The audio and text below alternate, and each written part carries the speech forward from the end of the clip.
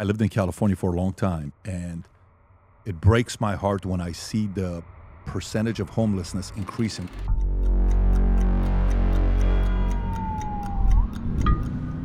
I met smart people out there. I met talented people out there. They are not being helped. They are only being hindered by policy at this point.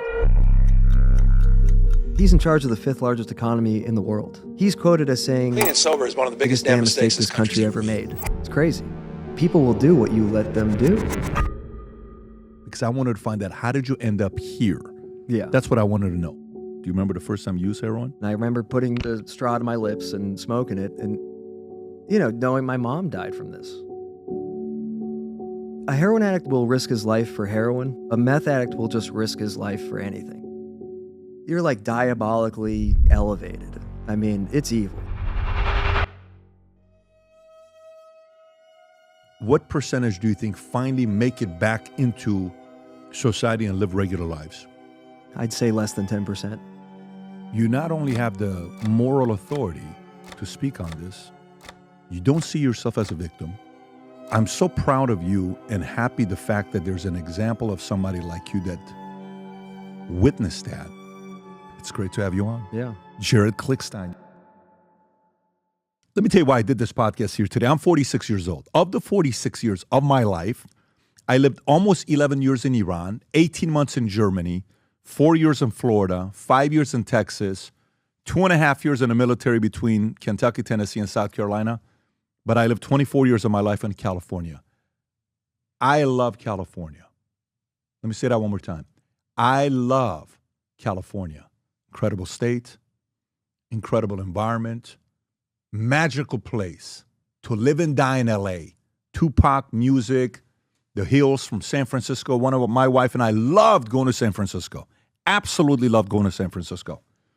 It's the only place in the world that I can drive any freeway without even thinking about it. I know where I'm going to end up.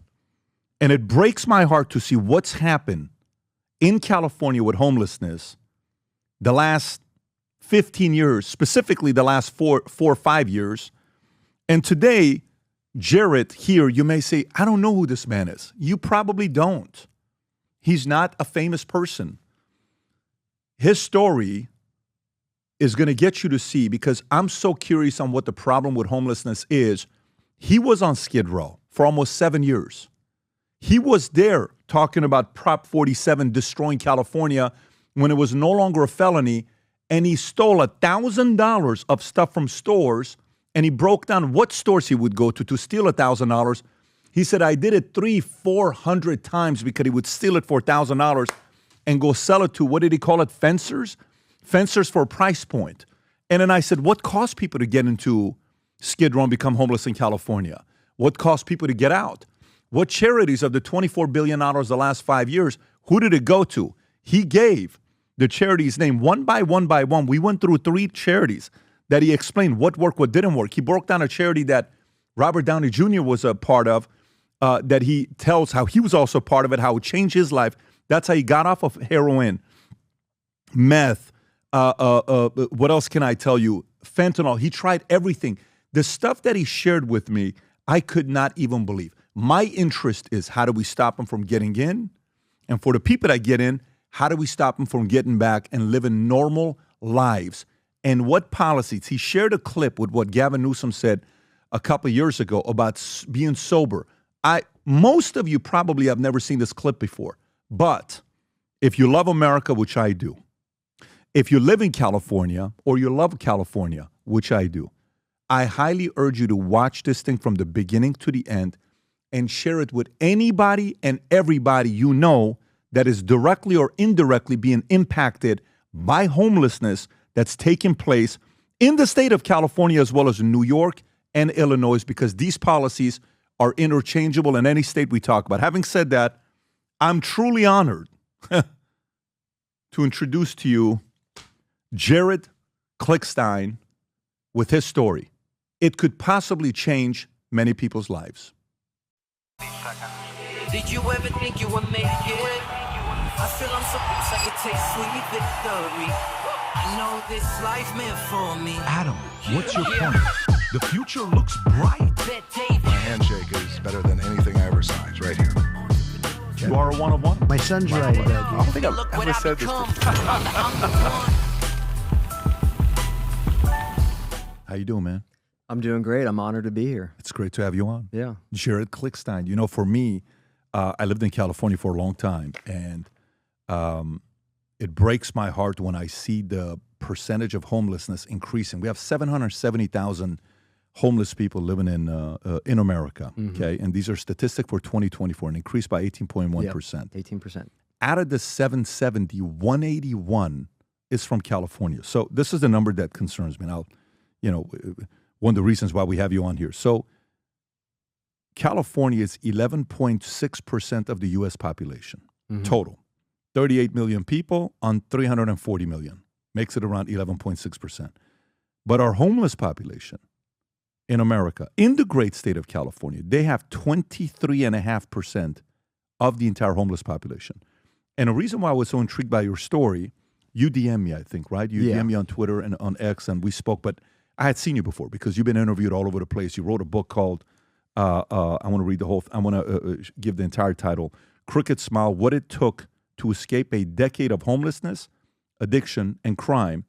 And when I went into your story even deeper, the fact that you were homeless for almost 10 years, if I'm not mistaken, in the streets of LA, in Skid Row, addicted to drugs, crack, heroin, OxyContin. I think you talk about everything, even cocaine, LSD, if I'm not mistaken, all of it, with your upbringing that you have. And I figured with all this homelessness issues that we're having, if we go talk to anybody, everybody else can have opinions, but what is it like to be there? Who goes there? How does somebody end up being there? How does somebody leave there? Who succeeded to leave? What programs helps you get off and not get off? Is it better to be a for-profit, nonprofit, part of the government, independent? What is it? And that's one of the reasons why I was compelled to say, I want to have you on the podcast, so I appreciate you for coming out. Yeah, I appreciate you having me on. I mean, I'm not an expert on many things, but on these subjects, I know a lot. I know how someone ends up on Skid Row. I know how do you get off, and I know all the problems that are happening. Would you mind starting with your story? Maybe share with the audience your story. Yeah, sure. I was born in Boston, Massachusetts. My parents were both heroin addicts. I still had like a relatively okay childhood, but around the age of like 8 or 9, they started smoking crack. And crack is very unmanageable. Things got very dark very quickly. And fortunately, I have extended family. I was adopted when I was 12, and I moved to Oakland, California. So I lived with my aunt and uncle in Oakland who weren't drug addicts. So I had a pretty normal middle school, high school, but probably had a propensity for some kind of abuse, alcohol, drugs. I drank a lot in high school, and I landed at college, and OxyContin was really big. This is like 2007, 2008. How old are you, by the way? Just out of curiosity. Right now, I'm 35. Okay, 35 years old. 35, yeah. So OxyContin's big in, you said 2008, 2009?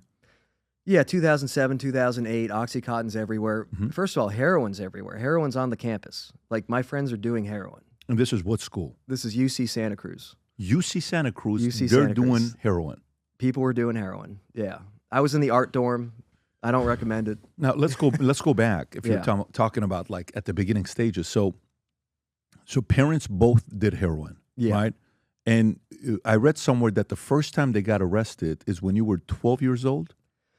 That's not the first time they got it. CPS was involved in my childhood. My mom got arrested throughout my childhood for possession of heroin. CPS would come. In my opinion, I should have been taken away a lot earlier, but the state didn't get very involved.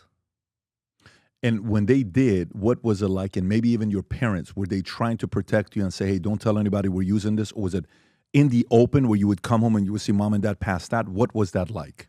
No, they were pretty good. My dad was a union carpenter. He held a job basically up until the last few months. He held a job, and they hid it pretty well. And they told me, hey, this person's going to come talk to you, tell them that we make you breakfast and that we make you wear a helmet when you ride your bike and stuff like that. They're going to ask you questions like that, and I'd exaggerate and I would lie and convince CPS that my parents are doing a good job, and they were doing a pretty good job, but once they started smoking crack, it was they both lost a significant amount of weight. They were hallucinating. They were thinking that the CIA was surrounding the house all the time. And I basically was fending for myself from about age 7 to 12. And what does that mean, fending for myself? Food, taking care of your, everything? Yeah, like any kind of like decision of like, okay, are you going to go to school? Like I decided to go to school most of the time. It wasn't like you better have good grades, you better wake up and go to school. That's not the norm for you. There wasn't a lot of that, but my parents also were involved in drug trafficking, so there was money. There was like boxes of cash in my basement, and they would just hand me money basically, and just say, "You're doing the food shopping, go get food." And if you're 9 years old, you're going to buy pizza and Coca-Cola. So I just lived on that. And any siblings or just you? No siblings. Just you. And those are your biological parents. Those are my biological parents. And did your mom?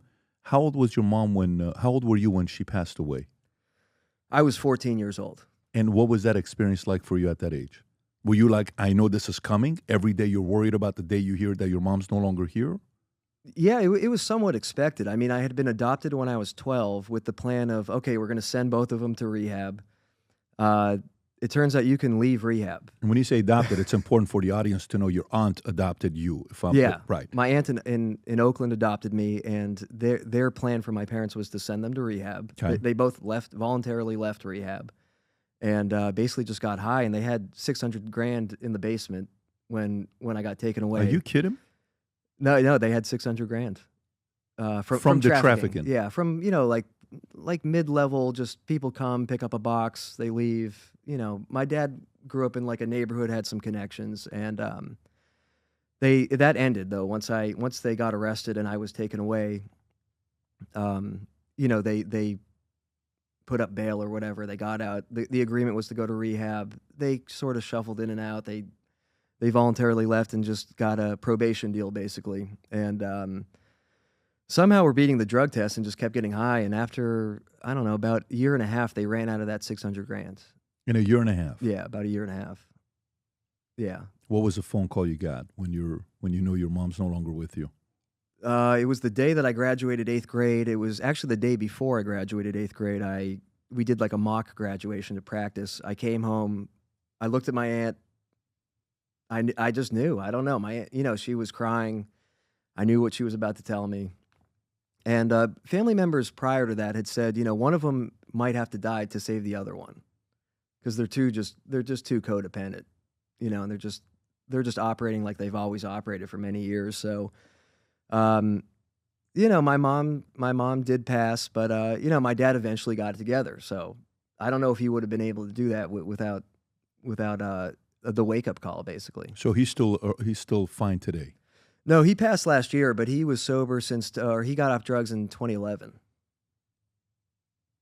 Wow. So he got off drugs in 2011, dies last year. Cause, what was the cause? He was not in the greatest shape from abusing drugs. I mean, he used heroin on and off for like 45 years, and then the crack and the alcohol. It was just, he was 71, and he just had a rough life. Well, you guys had a relationship. Yeah, we had a great relationship. I was flying out here all the time. He actually lived here. Fort Lauderdale. Fort Lauderdale. Oh, yeah. very cool. Well, Yeah. sorry for your loss. That's like, oh, thank you. Yeah, that's tough. It's a year ago, but yeah, at least you were able to rekindle that relationship and, kind of have some stories and connections outside of the memories you had from back in the days with what he and your mom were going through. Oh yeah, yeah. No, listen, he was a great man, and he sobered up, and I saw him a lot, and I spent a lot. I was there when he died. I was here to take care of him, and he was just honored that his son got sober and could come and actually take care of him when he was in need. How old were you the first time you started using? Heroin specifically? Anything. Probably 10. Smoked weed. Okay. Yeah. What else? Started drinking probably around 13, 14. And, didn't abuse it, but, well, I guess I did abuse it. I mean, I drank heavily in high school.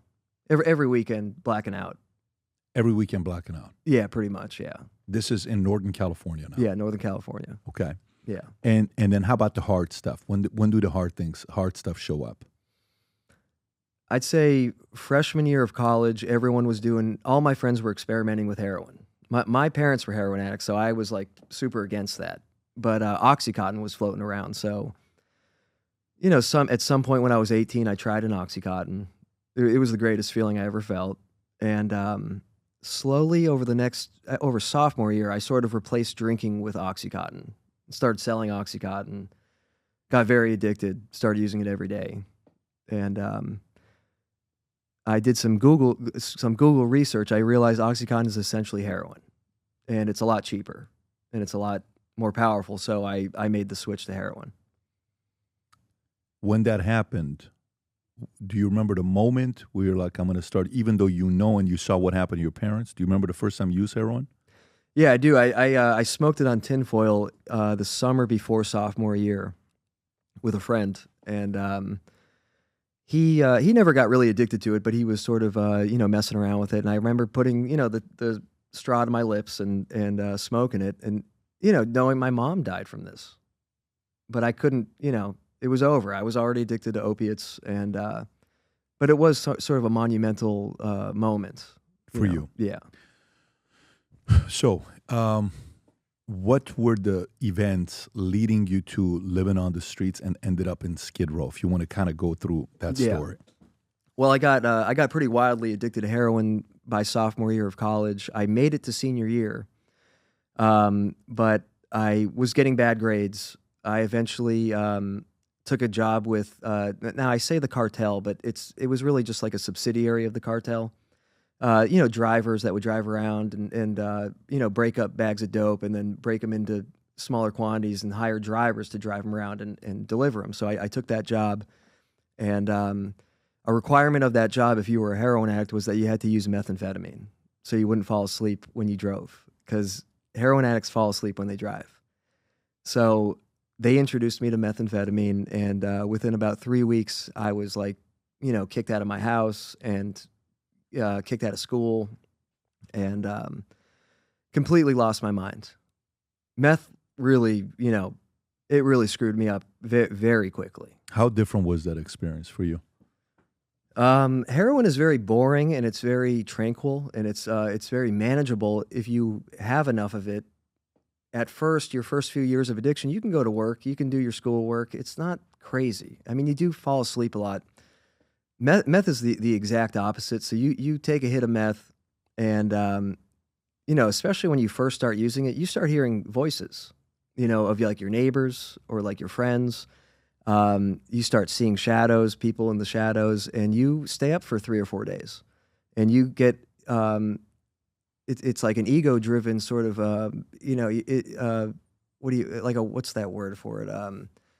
You're like diabolically like elevated. I mean, it's evil, and it's and you think you almost have like a power, like you're in touch with a dark energy that you weren't in touch with before. I mean, it is the darkest drug. Out of everything you've used, that's the darkest drug. Oh my God, meth is, yeah. I mean, a heroin addict will risk his life for heroin. A meth addict will just risk his life for anything. I mean, a meth addict will risk his life for a cool stick that he finds on the ground. I mean, you lose your mind.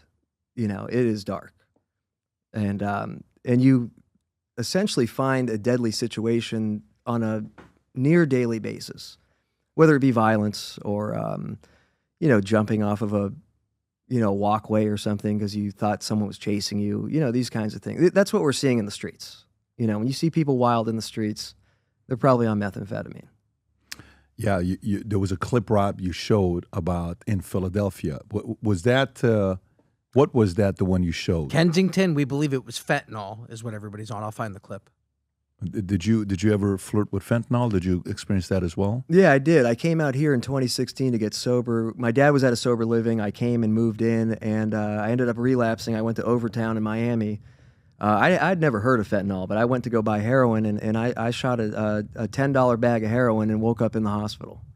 They had revived. The guy that I was with took everything out of my pockets, drove me to the hospital, threw me out of his car. They revived me. And this is Rob. You're saying what you're showing here is fentanyl? Yeah, that's fentanyl. So that's like heroin times 100. The number of people dying on fentanyl, it's a whole different story. So now, okay. Yeah. So, Jared, so you're going through this. Let's go back to the stage where You're driving for the cartel or division of the cartel.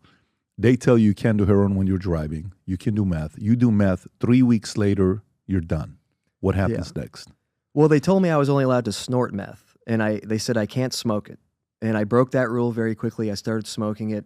I went insane. They fired me. Now I have no more income. And the cartel fired you. Yeah.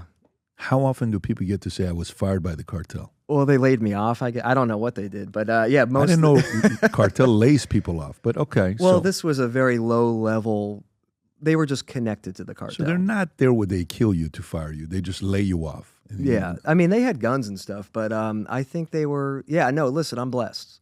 You know, they could have just shot me in the head, but they. So just now you lose that job. Yeah, I get kicked out of my house. Because from the aunt and uncle. No, I'm living in like college housing, and I'm just going wild. And you know, my roommates find drugs and everything. So whatever. So my family gets wind. My aunt and uncle get wind of this, and they basically say, "We're done with you. You know, we're not going to talk to you. We did this with your parents. We enabled your parents for 10 years." By the way, aunt and uncle, whose brother or sister are they? Is it your dad or your mom? This is my dad's brother and sister. I mean, no, this is my dad's sister. Sorry, your dad's sister. Yeah, and her husband. Okay, got it. So they're like, we're done. You know, come. We've seen this story before. You know, you're going to go on your journey. Come back when you're serious. And my mom's brother, who lives in L.A., said, "I'll give you one shot. You know, I'll help you get into rehab. If you mess that up, you know, I'm never talking to you again until you show that you've cleaned up." So he gave me that shot. I went to that rehab. I got high. You know, pretty. You know, somewhere in the middle of it. Eventually got kicked out, and you know, he was serious. He said, "You're not coming to my house," you know. So I asked everyone, you know, I didn't know Los Angeles that well, but they said, "Hey, when you're homeless in Los Angeles, you go downtown, you go to Skid Row. You know, that's where you go." Mm-hmm. So I went down to Skid Row, and as I'm going there, I pass Occupy Wall Street. There was a big. This was 2011, and I figured. Okay, I'll just live at Occupy Wall Street. I walked right in. Someone gave me a tent. Someone gave me a meal. Someone gave me all these supplies. And I sort of lived at Occupy Wall Street, the Los Angeles chapter of it, which was actually right next to Skid Row. I lived there for about a month until they tore that up. And then I had to migrate on to Skid Row. And the way that I did that is when I arrived, I was sort of adopted by a group of ex-Mexican gang members who had been kicked out of their gang for getting too addicted to meth, and they ended up homeless downtown. And I made friends with them at Occupy LA, and obviously they didn't want me to join their crew. I was like a 22-year-old white kid, but I stole some socks and I stole some supplies and stuff, and I gave from it to them. No, from like stores, and gave it to them as a gift. And I was like, look, I can. You know, they had face tattoos and they looked rugged, and I said, you know, I can do things that you guys can't do. I can get into stores that I can steal things that you guys can't steal because of the way I look. And then I sort of proved to them that I was an asset, and they took me under their wing. That's what they did, and they taught me how to live on Skid Row. What was that experience like? It was amazing. I mean, I felt more powerful than, I felt like I was like I'm not that big of a guy. I'm not that intimidating, but the fact that I garnered respect from these guys that were incredibly scary made me feel, you know, I was proud of myself. And it was Youngster, Chinola, Shadow, Boxer, and Smiley. And they took me in, and they called me Oakland. That's what they gave me. That was the street name. I mean, they called me White Boy at first, and then I gained their respect. They called me Oakland. And we did it. We did it on Skid Row for like, that run was probably like 6-7 months. I did like a 6-7 month run on Skid Row. So help me while you're in it. Yeah. Help me maybe because I used to go to Skid Row every year for about 10 years. 8 years I went to Skid Row every Christmas morning, December 25th at 4:30. We would get together in Northridge or Granada Hills, and we'd get 40, 50, 100 cars, and we'd go to Skid Row. We'd give away blankets, Bibles. We'd go to the local McDonald's, buy 200, cheeseburgers, and we'd come back and give some things out, and I would talk to them because I wanted to find out, how did you end up here? Yeah. That's what I wanted to know. From the people that you met, profiling-wise, if you were to say, well, I met this one guy that was this, was it any former professionals? Was it due to drugs? Was it due to finances? When I do the data here and we pull it up and we find out, how do people become homeless? 6 reasons. lack of affordable housing, unemployment or low wages, family conflict or domestic violence, mental health issues, substance abuse, natural disasters. Why people become homeless. Yeah. What did you experience? I'm just going to be honest and base it off my experience. The vast majority of people I encountered, and I encountered maybe thousands of people, drugs and or mental illness was the vast majority. Now, that doesn't mean that, there were people down there that were mentally ill that weren't drug addicts, but there was a lot of people that were just drug addicts, and then there was a lot of people that were mentally ill as a result of their drug addiction. But when you're down there and you're homeless, like if you were to ask me in 2011, why are you homeless? I would have said, well, my family doesn't care about me. That's what I would have said. I wouldn't have said because I'm a meth head and a heroin addict.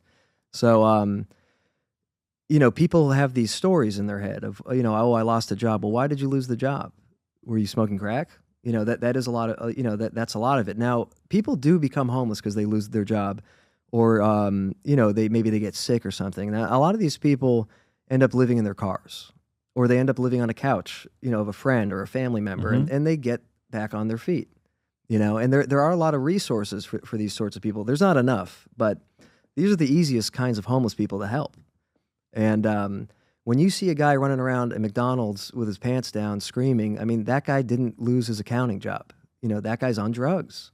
And we have to stop lying to ourselves that, the vast majority of the visible homeless people are there because of some kind of economic circumstance. I'm not saying that there aren't economic circumstances that cause people to become homeless, but this is the harsh reality of it.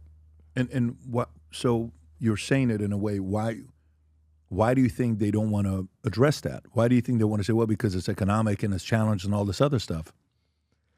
Why do you think that is? I think that people in charge of California, the government, are kind of playing it by ear. They're playing a lot of things by ear. They're really concerned with just getting to the next election. Solving the problem is going to require a lot of work, and they don't want to work. They've outsourced this to nonprofits entirely. In my history of becoming homeless from 2011 to when I got off the streets in 2018, by the end, it was completely outsourced to nonprofits. And what do you mean by that? Meaning the handling of homelessness and addiction services, the budgets, for example, San Francisco had a budget of $1.1 billion in 2023 to address homelessness. And the vast majority of that was not handled by the state. It was pushed and given to nonprofits that don't have a lot of oversight, that are the incentives are wrong. I mean, their incentive is to get more money from the state. I mean, their incentive isn't to solve homelessness. So, that's really it. And wait, so what you're saying is, so almost like when you talk about the homeless industrial complex. Yeah, exactly. It's a coin you phrase. Okay, so these nonprofits, are you saying, give me one of the nonprofit names that gets the money? Do you have any of the nonprofits? One City Rising is an example of one. Can you type in One City Rising? So One City Rising. Yeah, so they're getting investigated, I believe, by the feds right now. So things are starting to happen, So One City Rising. Yeah. When they get the money, what do they claim that they do with the money? Well, I think they have assets, like property assets that they convert into some sort of homeless housing, and then they do a lot of harm reduction, outreach, and things like that. And I mean, are they at all effective? These nonprofits are somewhat okay. So, of the $24 billion that California has spent on homelessness in the last 5 years, $16 billion of it went to 5 entities. Only two of which were, after a deep analysis, were viewed as cost effective. So some of them are doing something. What are the 3 that were not? I don't know the names off the top of my head. Okay, so you said of the $24 billion, $16 billion went to 5 entities. For California, that's a lot of money for a nonprofit. Sure. $16 billion Yeah. went to 5 entities. Yeah. I'm curious to know what these entities are. Which one of them did you have an experience with where you said, those guys actually helped me out, or they didn't? The Midnight Mission. The Midnight Mission is a fabulous program in Los Angeles. Not really anymore because Gavin Newsom passed SB 1380. That is State Bill 1380. That said that any organization receiving funding from the state cannot have sobriety. Oh, wait a minute. Midnight Mission is right on Skid Row. This is where we was used to go. Yeah, I've been here. Yeah, it's great. Yeah. It's a great place. So tell me about Midnight Mission. Midnight Mission is a nonprofit. It's a nonprofit for homeless people. You move in. Been around for a long time. Yeah, it's been around for like 100 years. And, Mr. T would come down there, and Dick Van Dyke. I mean, all these celebrities would come. I mean, it was like a staple of Los Angeles. I mean, it was a good program. But after SB 1380 passed, in order to receive state funding, you can't tie sobriety requirements to housing for the homeless people. So Midnight Mission can no longer require sobriety to live within its premises in order to still receive state funding. So which means what? It essentially mandates a housing-first approach, meaning individuals experiencing homelessness can access permanent housing without needing to demonstrate sobriety or complete a treatment program first. The focus is on getting people housed quickly and then providing support. So versus before, they had a standard. Yeah. You had to be I went to that program, and I had to be sober. And if you weren't, they'd kick you out. Yeah, they'd kick you out. Now, they might let you back in a few weeks later if you show promise and you say, hey, I want a second chance. But it's been basically turned into like a glorified crack house. I mean, we're providing housing to thousands of people, and they are doing fentanyl in the housing and smoking crack in the housing. And they're not following up. They said we're gonna follow up with support. They don't follow up with support because that requires work, and no one wants to work. Explain work. So that requires work. What is the actual work? In my opinion, it would be setting up long-term treatment centers. I mean, I support housing these people, but I support housing them in treatment centers and mandating them to these treatment centers when they commit crimes to support their habits, when they are displaying antisocial behavior that's affecting the civil liberties of citizens that pay a lot of taxes to live in places like Los Angeles. I think these people should be mandated at some point to long-term treatment centers that do job training for those that are capable of one day being self-sufficient, and for those that aren't, that are just permanently mentally ill, that they need to be housed permanently in some sort of facility. Nowadays, more than ever, the brand you wear reflects and represents who you are. So for us, if you wear a Future Looks Bright hat or a Valuetainment gear, you're telling the world, I'm optimistic. I'm excited about what's going to be happening, but you're a free thinker. You question things. You like debate. And by the way, last year, 120,000 people got a piece of Future Looks Bright gear with Valuetainment. We have so many new things. The cufflinks are here. New Future Looks Bright. This is my favorite, the green one. Just yesterday, somebody placed an order for 100 of these. If you watch the PBD podcast, you got a bunch to choose from. White ones, black ones. If you smoke cigars and you come to our cigar lounge, we have this high quality lighter cutter and a holder for the cigars. We got sweaters with the Valuetainment logo on it. We got mugs. We got a bunch of different things.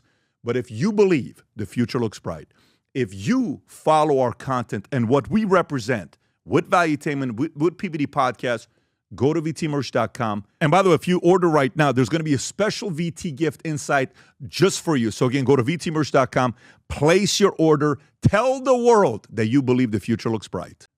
That's the part of coming in and what happens there. Now let's go of the getting out.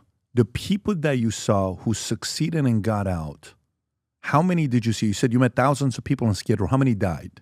How many numbers of stories do you have of people dying? Like, oh, Johnny's no longer here with us. Bobby's dozens. Dozens? Yeah. Okay.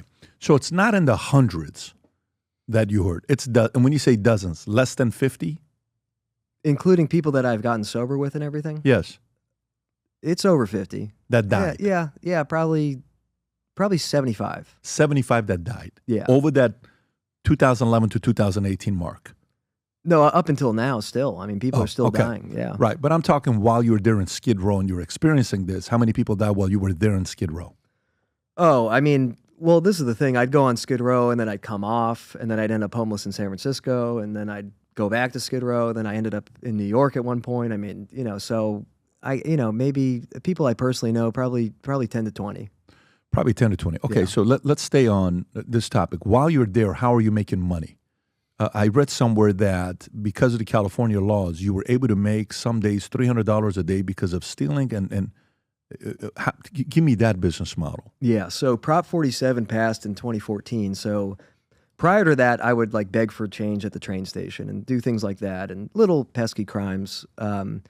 But after after Prop 47 passed, which essentially decriminalized shoplifting, I was making, $300 to $400 a day shoplifting. And I'd go with a partner. We'd go into like a CVS or a Walgreens or a Target. And we had fences, people that would professionally purchase stolen goods, and they'd give us like grocery lists or just say, hey, I really need teeth whitening today and Rogaine. You call that fences? Fences, yeah. That's like an old school term for someone that deals in stolen property. Fences, okay. Yeah. So the fences stand out on Los Angeles and 6th, Los Angeles the street. And you make you develop relationships with one of them usually. Or is it 50%? Like if you steal $300, they pay you 50% of what you steal? Is it like $150? What would the breakdown be? No, they have sort of set prices, and it's a free market. There's multiple fences, and prices sort of naturally form. But for most part, if you stole $300, what are you going to get in cash? Oh, that was over $1,000. Oh, so if you stole $1,000, what are you getting in cash? Maybe 1/3. Oh, about 1/3. Oh, wow. Yeah. Okay. Yeah, so that's massive. So you're making $300 on the $1,000 of stolen. Yeah. Okay. Yeah. So now you're stealing, and then you're going there, and while you're doing this, how often are you getting caught?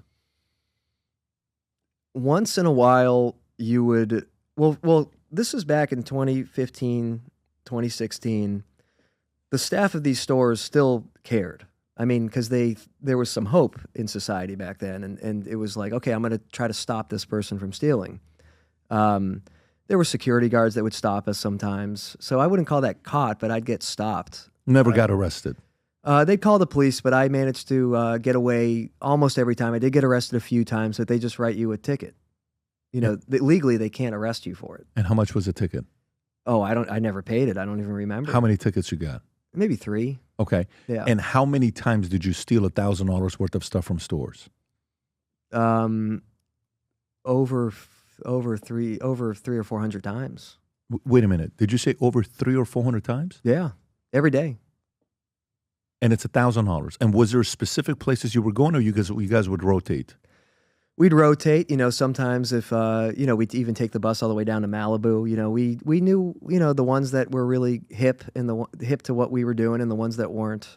What signs did you look for?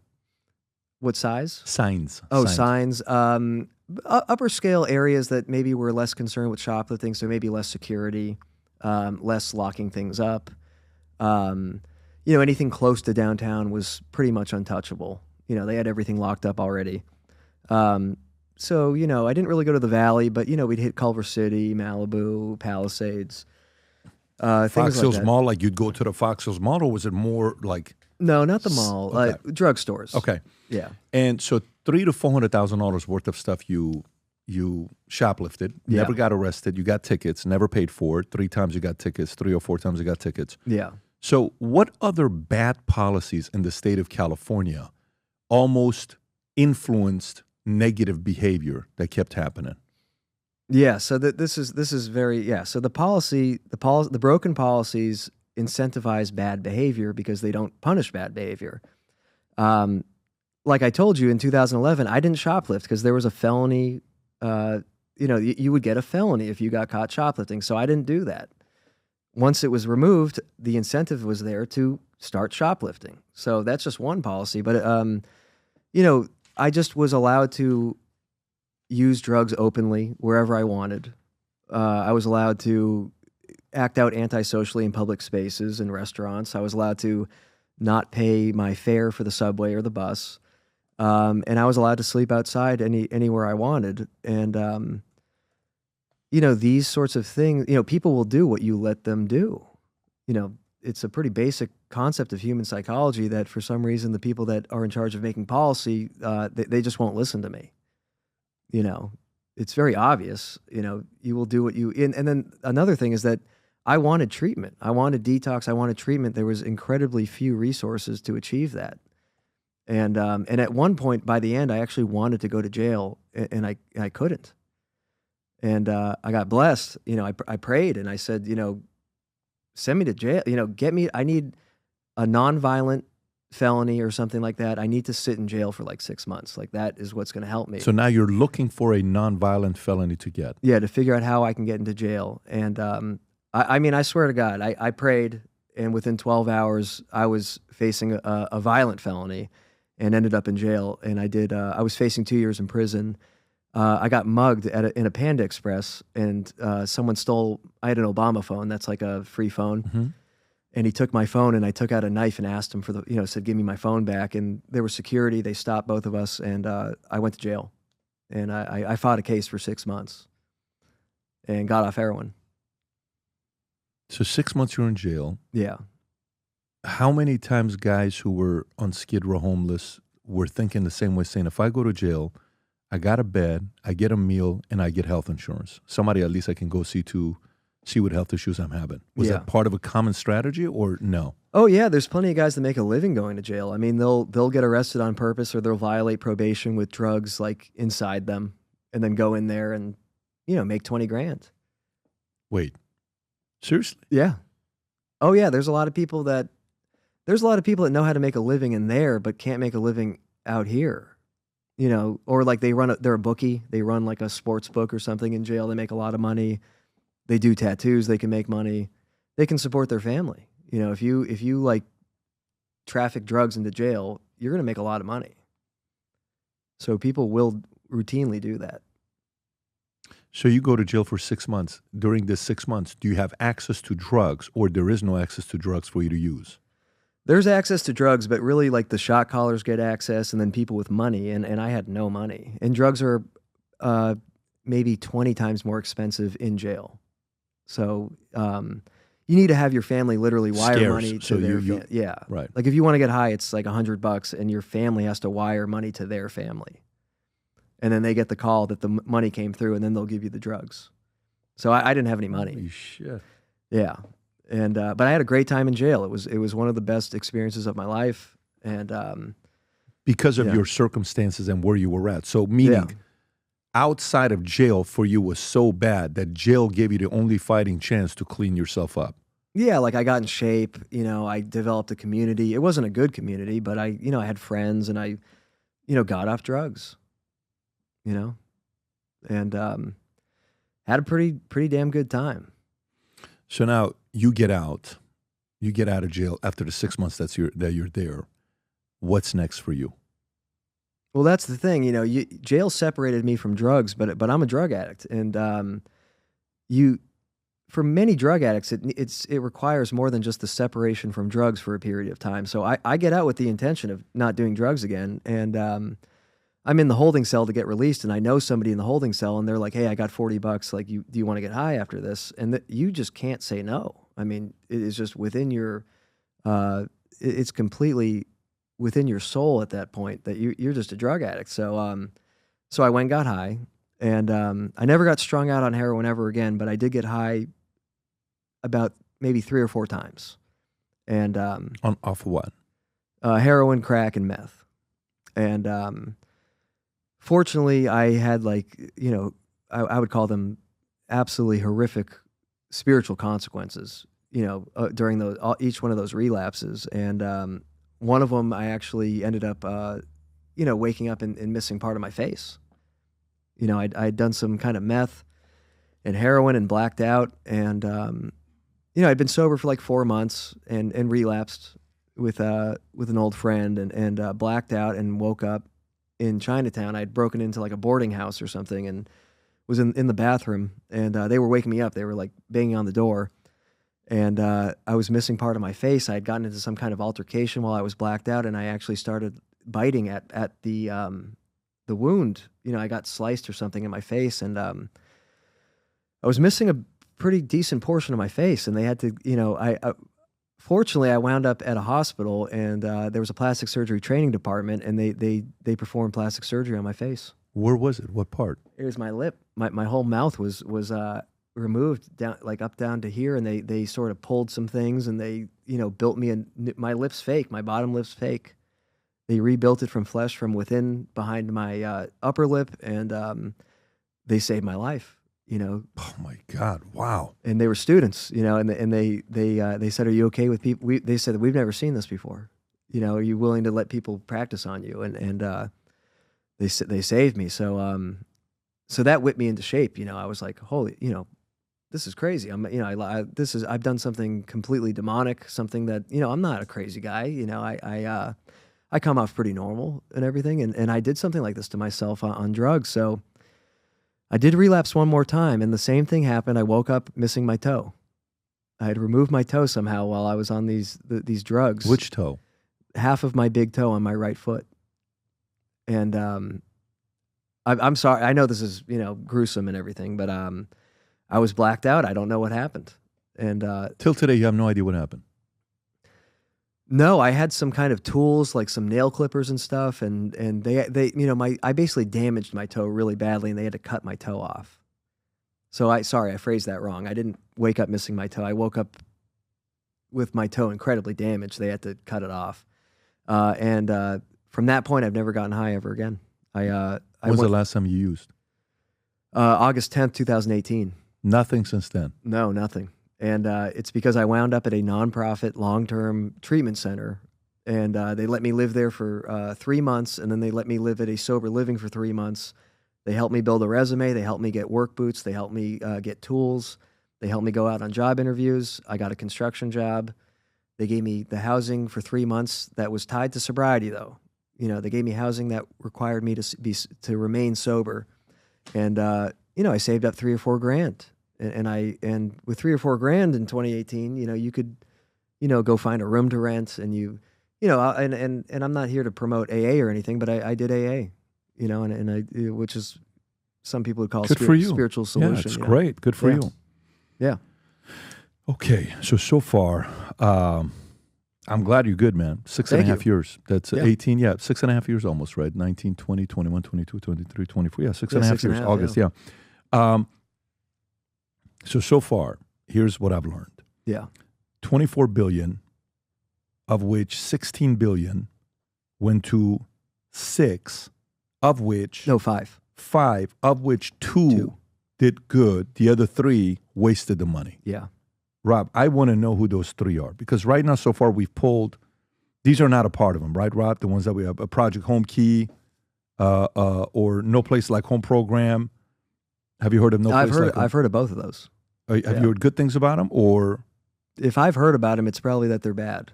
Okay. Probably heard bad things. Okay, and then there's another one, Project Room Key. I've heard of that. What do you know about that one? I've heard bad things about Project Room Key. Yeah. So Project Room Key says, launched in April 2020, this program was federally funded by FEMA to provide temporary shelter for homeless individuals during COVID-19 pandemic. As of March 4th of 2021, approximately $59 million had been spent on the project. That's 4 years ago. Project Home Key, Rob, if you can pull up Room Key a little bit more, I want to know what's going on with Room Key. I can tell you what happened. Go for it. So when COVID hit, they had shelter in place. Okay. So they had this project where they would overtake hotels. The state forced hotels to rent their room, or not rent their rooms, but give their rooms to homeless people. So for one example, there was Hotel Whitcomb. Whitcomb? Whitcomb. How do you spell it? WHITCOMB. They let 400 homeless people live at Hotel Whitcomb, and they just sued the city because they reported $25 million in damage done to their building during that period by 400 homeless people, 18 of which died in Hotel Whitcomb.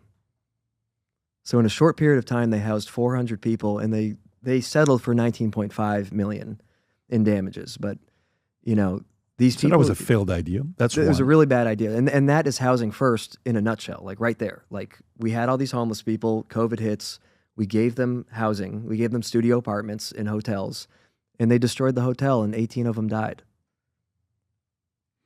Okay, so what do you know about Project Home Key? I believe that's linked to the SIP Shelter-in-Place program. Here's Home Key, an extension of Project Room Key. Oh, good call. You're right. An extension of Project Room Key, a Project Home Key focused on converting hotels, I'm glad I got motels, that right. and other buildings into permanent housing for homeless individuals. By early 2024, the program had created 15,000 housing units, utilizing a total allocation of $3.5 billion. Yeah. And you've also not heard good things about them. No. The city's lost a lot of money by losing lawsuits to these hotels that they took over. Every hotel got damaged. Hotel Wickham got the most damage, but every hotel got damage. What makes them think this is a good idea? Well, I'll tell you something, and it might take me like a minute to explain this, but Please. I told you about Occupy Wall Street. Uh-huh. So Occupy Wall Street hits in 2008, and you have, 2000, later than that, 2010. I was the biggest graduating college class in history up until that point, 2011. You have all these kids coming out with liberal arts degrees with no jobs. There's no job market. The job market's terrible. During the 2010s, a lot of these people that think they deserve like some kind of managerial position because they got a liberal arts degree, they shift into the nonprofit sphere. So the harm reduction stuff, like, the needle exchanges, those used to be run by ex-junkies, and they would help you get clean. They would say, here's some needles. We don't want you to spread HIV, but if you need a detox, we can help you get into detox.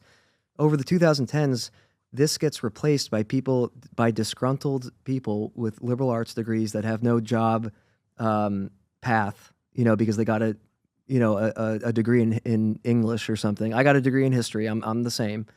And so slowly the nonprofit sphere gets filled with all these college grads that are leaning towards socialists. They're very liberal. They're very progressive.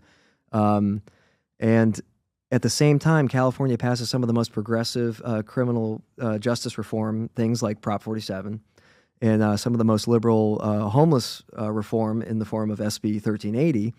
And they start spending a lot more money.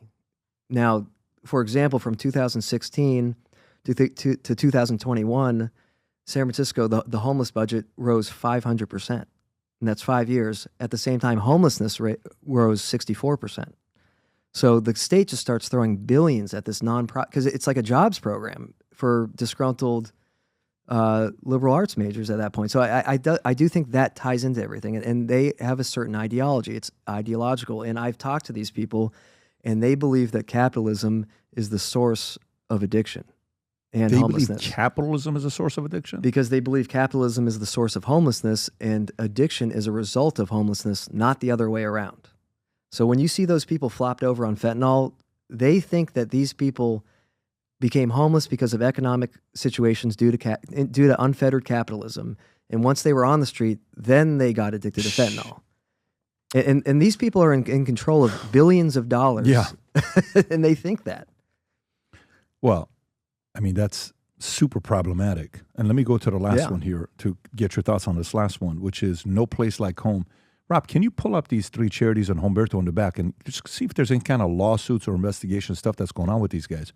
No Place Like Home program dedicates up to $2 billion in bond proceeds to develop permanent supportive housing for individuals in need of mental health services who are experiencing or at risk of homelessness.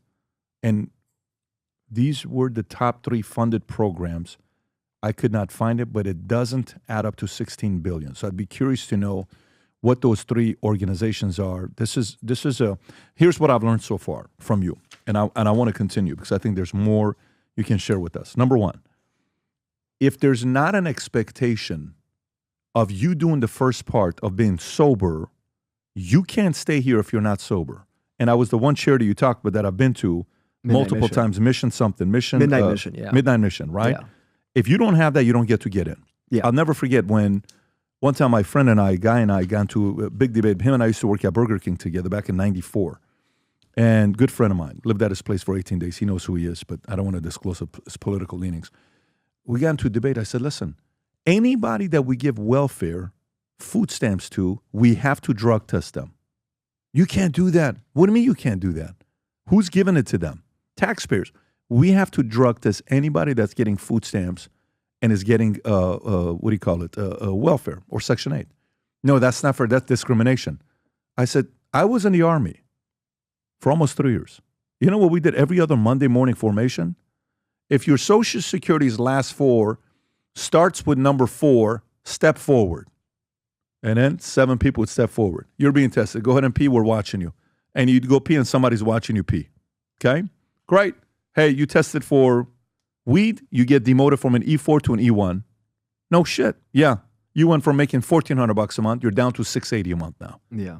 So there was a level of accountability for that. So I like the fact that there is this idea of if you're not going to stay sober, we're out. Yeah. What else did you see the success ratio of people getting off? Because 2 weeks ago, we're talking about this topic, and I said, what I'm interested in is this, which we talked about a part of it here today. I want to know, one, okay, if this is a funnel and, you're going through the funnel, I want to find out, before somebody becomes homeless, how did they end up here? Yeah. Okay? So in your example, parents, heroin, you start testing, you start drinking, it goes from alcohol to this, to this, to this, and then boom, you end up here. That's the one area I'm interested in. And you said you met thousands of people on Skid Row, and you hate to say this, but it wasn't economic conditions why people ended up there. Almost everybody was drugs, and due to drugs, they had mental issues. Yeah. Okay. The next part I'm interested in is take this chart, and now this person's homeless, and they're in Skid Row. How do we get them off to become good citizens? Yeah. What do you think is the system that works? Did you get food stamps? Did you get welfare? Yeah. And I sold them for drugs. You sold them for drugs? Yeah. Oh, yeah. I know people that have sold housing for drugs. I mean, they get Section 8? They get housing, and then they'll rent out their unit for pimps. Stop it. I swear to God. I swear. I lived in I rented a room in a Section 8 apartment in Harlem where I paid $600 for a room in a 3-bedroom Section 8 apartment. And I paid the whole rent, but it was still the cheapest room in town. That's not that bad. But, selling your little homeless housing Section 8 thing for a pimp to rent out, that's pretty bad. Because there's security and stuff at this homeless, but you slip $20 to a security guard, anyone's coming in. Hey, let this guy just go handle his business. Here's $20 to you. Yeah. Wow. Yeah. So, but what worked? Yeah. What worked for people to get off? And by the way, out of all the people that you saw, how many people did you see leave and get back to normal life, getting a job, getting their act together? How many success stories have you seen over the years? I think through the Midnight Mission, I know probably 40 people. Just from Midnight Mission? Just from Midnight Mission. How about outside of that? Well, I eventually landed at a place called Cry Help, and I've known probably close to 100 people that turned their life around at Cry Help. And how bad were they before they came to Cry Help? Were they full-on addicted, destroyed their lives, streets? Yeah, Cry Help is a state rehab. It's not fancy at all, and it's actually where Robert Downey Jr. ended up. So it's the place that Robert Downey Jr. got sober at. And he had tried fancy rehabs and all that, but he ended up at like a state, a crappy rehab. And those are the best. The best ones are the crappy ones. Why? Because it's really hard to get off drugs when you're at a fancy rehab in the Hollywood Hills and there's hot tubs and there's no incentive for you to go through a hard time. The company is incentivized to just keep you at the rehab. And then there's a lot of corruption, and they can, there's cases where rehabs will give you money to relapse, so then you can come back and they can milk your insurance for another 30 days. I mean, it gets really dark. Yeah, I see this here, that the Downey encouraged his following on social media, Twitter and Facebook, to support Cry Help. Yeah. So he's donated a lot of money there. He got us new vans before I got there, but we had a whole fleet of vans that I don't want to speak for him, but I'd imagine that he probably owes his life to that place. In 2014, Vanity Fair interviewed Robert Downey Jr., read the article that for over 50 years, Cry Help is of the belief that addiction is treatable disease. We provide programs on treatment, education, prevention, counseling, and rehabilitation. Job one is get out of the cave. A lot of people do get out, but don't change. So the thing is to get out and recognize the significance of that aggressive denial of your fate, come through the crucible forged into a stronger metal. Robert Downey Jr. So some strong words. Oh, yeah. So why did they have a high success rate there? What did they do that caused them to be successful? First of all, it was long term. So most rehabs are 28 days. Cry Help, when I first went to Cry Help, it was 6 to 12 months. It was incredibly strict. No talking to the other sex. You got men with men, women with women. Chores. This is your house. You're going to live here for 6 to 12 months. You're going to mop the floor. You're not. And if you break rules, there's consequences. Like such as what? Like if you wear a hat downstairs, you weren't allowed to wear a hat. Why? Because it's rude to wear a hat in the cafeteria. I love that. Yeah. Are you serious? Yeah. Yeah. It whipped us into shape. I mean, it's like the military. Like you need a little bit of that. You you've been doing whatever you wanted to do on the street for years. Like, you need to get a routine, you know? So the fancy rehabs in the hills, they don't do that because they don't want you to leave. Because if you leave, they stop getting paid. So Cry Help, you know, now listen, I'm not against all nonprofits. Cry Help is a nonprofit, but it was ran by actual ex-junkies. It was ran by people that got off heroin in like the 70s. You know, they opened it up, completely nonprofit. And not only that, you know, after like a few months, it's time to get a job, and we're going to help you get a job, and we're going to tie you into programs where you can get free tools. You know, if you already have a trade. You know, I already had a trade, so I got tools, I got work boots. They helped me get all that. They helped me get the job interviews. They gave me clothes to look well for my job interview. They let me go get the job. Then I started working at the job, and I could still live there while I was doing the job. So that means I'm getting a check, and they would help me with a bank. They helped me start a bank account. And now I'm putting the money in the bank account. And I'd give them, I think, 1/4 of my paycheck, you know, to just get in the routine of like, hey, you got to pay something. You know, it's not, I had a meager paycheck, but, well, it wasn't that meager. I was doing construction, you know, it was decent money. And, you're making $4 or $5 grand a month. Yeah, something like that. Yeah. And, so then when you graduate, they say, don't leave. We have a place up the street for you. It's a halfway house. They really, really try to get you to go to that halfway house because then you're still connected. You're still right there. You're in a halfway house with people that you just went through the program with. There's still some sort of, you know, oversight going on, but you have the freedom, you know, to go live your life and everything. And then I'll just, you know, I don't want to promote the 12 steps or anything, but it's very 12-step heavy. It's very community oriented. Is it faith-based or no? It is. Well, I mean, AA, some people would call it faith-based. I mean, to me, it's faith-based. But I think AA is faith-based. I but think would you so say too. Cry Help is faith-based? No, but it's 12-step based, so it's indirectly faith-based. Indirectly, yeah. Got it. Yeah. And the OG guys that started in the 70s from being addicted to heroin, what was their stories? Do you remember the story of a founder of like... Yeah, Jack Bernstein founded it, and he was a heroin addict, and he started it with a guy from Three Dog Night, the band Three Dog Night. No way. I've he was seen him involved. perform. Oh, wow.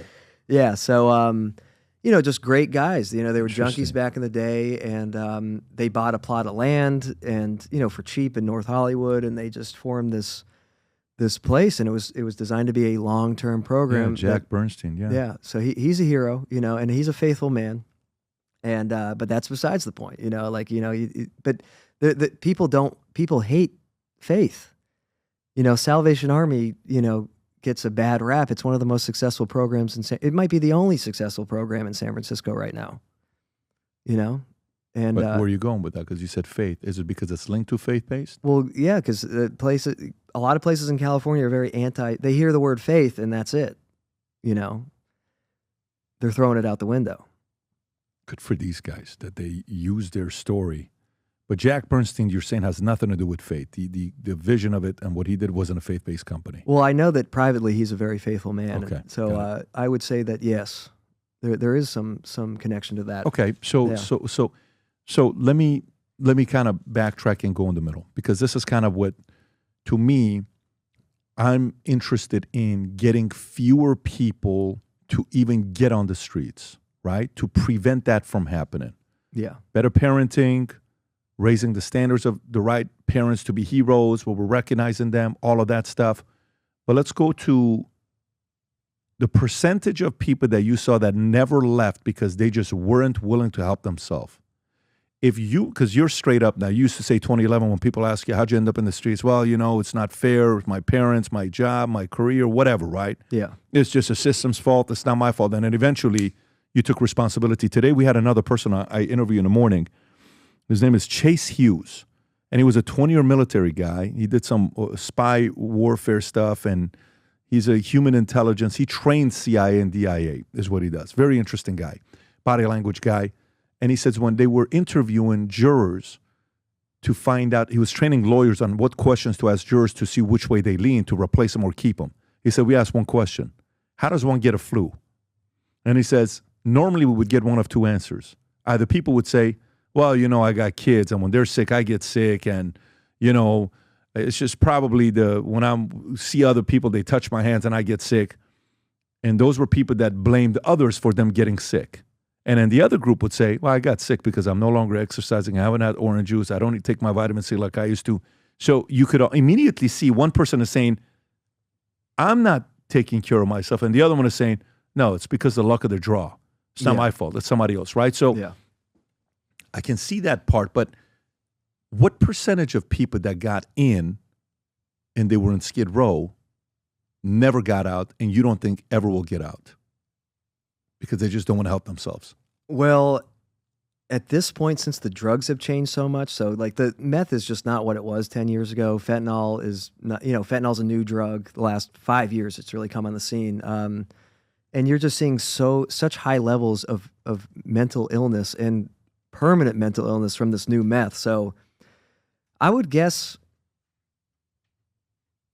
35% of people that have no chance due to mental illness. So 35%, there's nothing that can be done about it. And the other ones, what percentage do you think finally make it back into society and live regular lives? I'd say less than 10%. Okay. And so that's 45%, leaving 55%. Mm-hmm. Are you saying 55% is one that could, but is just not willing? And they keep relapsing? Well, it's not that they're not willing. It's that every single policy is enabling them to keep getting high. I mean, they are just taking the path of least resistance. I mean, of course, they need to take we need to put responsibility on the individual here, but they are not being helped. They are only being hindered by policy at this point. So, yeah, about 55%. What other ideas that you have that if you, let's just say you had a meeting with Newsom, right? Yeah. I looked up these numbers yesterday. I posted a tweet out because of all the fire that's taking place. And, him and DeSantis had a debate, and he always calls out Florida. And I said, question for Newsom, all the fires that's going on in L.A. right now. I said, Florida has hurricanes, natural disasters. California has wildfires. And according to PBS, 95% are man-made. Yeah. Meaning people are causing the 95% of fires. Yeah. It's not natural disasters. So what's been your plan on fixing this as a governor the last 6 years? Where's the urgency? 2024, 8,000 wildfires, million acres. Your state is filled with some of the brightest minds in America. Why don't you call an emergency meeting to unite the entire state and prevent this from continuously happening? So I pose this question. Homelessness in the state of California. He's been governor since 2019. 2025, 6 years. He was lieutenant governor from 2011 to 2019. Yeah. That's an 8-year run we're talking about. So total, we're talking 14 years, right? Yeah. That he's been at it. If Newsom is sitting and wanting to actually talk to somebody that successfully made it out, what ideas and policies would you give to a guy like that? Or is he not even part of the solution? Well, if he wants to be president one day, he better be part of the solution. I mean, that's his only chance, I think, of becoming president is if he fixes this problem specifically. Tell me why. Because this is the blight of the nation. I mean, this is a huge issue that is so visible, and it's magnified by news outlets and independent media and everyone. When you think of California 40 years ago, you thought about surfers and the ocean, and when you think about California now, you think about a crazy homeless guy. I mean, that's it. And maybe that's exaggerated, but whatever. That is the image that comes up in your head. So if he tries to run, that's what people in Kansas are going to think, and that's what people in Pennsylvania are going to think. They're going to think about that homeless guy. So I'd love to talk to him. I don't know if he'd be willing, but I think at some point he's got to be. And I would say I would work with the federal government, and I would get FEMA involved, and I would basically set up camps in places like Los Angeles and San Francisco and start rounding people up that are homeless and like have triage tents and everything and just try to figure out, what group are you in? Are you just a drug addict? Are you purely mentally ill? Or is it economic reasons? And then those are the three main categories. And shoot people out into those three different categories. And if you're a drug addict, we need to take Treasure Island or Alcatraz and just convert it into a long-term treatment center. Something like that. And you're here for 6 months, and we're going to bring in professionals. We're going to bring in economic experts that know where the economy is going to be in 5 to 10 years and what needs we have, what kind of job needs we have. We're going to start training people. The greatest thing for people getting sober is to develop a sense of self-worth and self-esteem and purpose. And a really good way to do that is to get a job that pays you a decent wage for hard work. But you could help build. Biden passed this infrastructure bill. We could be training people to build bridges, repair bridges, welding. We can train people to become industrial plumbers. I mean, if their mindset is geared towards something like that, or maybe some people are more geared towards IT. I mean, listen, I met smart people out there. I met talented people out there. So now I don't know if that breaks any constitutional laws, rounding people up and putting them on Alcatraz. I mean, I'm sure you've broken a few laws doing that, but he needs to declare a state of emergency. And then the people that are mentally ill, we need to house them. We need to gauge each individual on what level of permanent care do you need. Now, is this a problem that we can just fix and we can just give you medication and we can put you in some supportive housing and with, some guidance and some oversight? Or do you need to be in like a hospital for the rest of your life? This is just this is the dark truth. I mean, this is going to cost a lot of money, but we just burned $24 billion. So the money is there if we just stop burning the money that we've been burning. Yeah, that's I believe he went to rehab because he had a sex scandal, and he has it out for recovery. I mean, he's quoted as saying, sobriety is the biggest damn mistake this country ever made. Quoted on video. And, this is a country that, I love America, but, we had slavery. We've had a few mistakes. I don't think sobriety is the biggest damn mistake we ever did.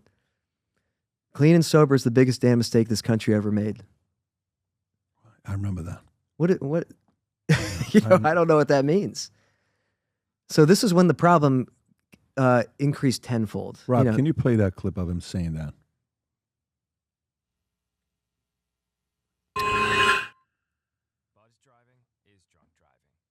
Watching Sunday Morning Matters on KC. You got to find it. That's 8 minutes. Let me find an actual version of it. Yeah, so he just has it out for recovery, and because the current system wasn't working incredibly well, so he tried the opposite approach, which is anti-recovery, housing first. I mean, you know how long it takes to pull a permit in California to build a structure? It takes like 800 or 900 days. It costs $900,000 to build one of these little homeless units. I mean, there is a lot of grift, there is a lot of money laundering, there's a lot of just straight up theft going on. Yeah, I remember this clip, if you want to play it, Rob. Clean and sober is one of the biggest damn mistakes this country's ever made. I know it's a hold your hand idealistic point of view that somehow magically, I mean, God bless some of you. If you're like me, I've been known to have a glass of wine at night watching some of the nightly news. We all need to self-medicate periodically. Clean and sober. Yeah.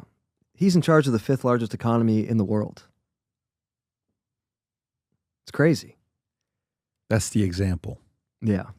So do you think deep down inside he believes this issue can be fixed, or do you think he's just bullshitting around, just, saying the message is lip service and doesn't think this is fixable? I think he's flying by the seam of his pants or seat of his pants, and he is just trying to make it to 2028 and get the hell out of California and get into the White House. I don't know I think he just thinks it can be managed until he gets to evacuate and become president. And he's going to have a really hard time going up against J.D. Vance, especially on this issue. J.D.'s not going to play around. No. I mean, personally, I think Newsom has no chance against J.D. Vance if J.D. Vance runs. Yeah, I mean, I think he doesn't have a chance with a handful of people if they run on the opposite side. Yeah. Jared, I am so glad you reached out. Thank you. And I love the fact that you not only have the moral authority to speak on this, because you lived a life that I was 25 years old, 26 years old. I wanted to find a way to get back to my high school that I went to. I had a 1.8 GPA, nothing special about me. Class of 1,000, I was graduating class number 8 something. But I graduated. Yeah. I love math, and my life was too rough around. Yeah, I had too many issues in my personal life where I just kind of wanted to get the hell out of it and go to the military.